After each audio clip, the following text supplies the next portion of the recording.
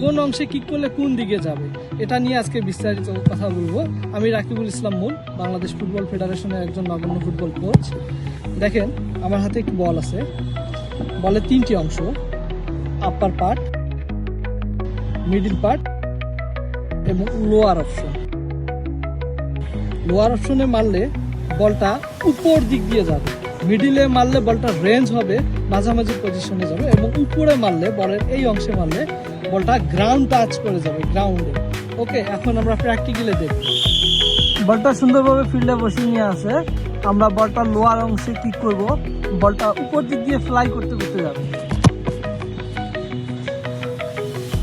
এবার আমরা বলের পেটে মারবো, যেটাকে পাওয়ার শুট বলে। আমরা এখন বলটির আপার পোর্শনে মেরে দেখাবে।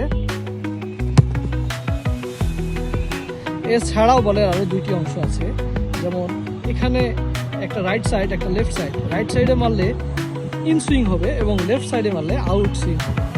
এটি নিয়ে পরে আমরা দেখাবো ইনশাল্লাহ। আমাদের সঙ্গেই থাকবে। ধন্যবাদ।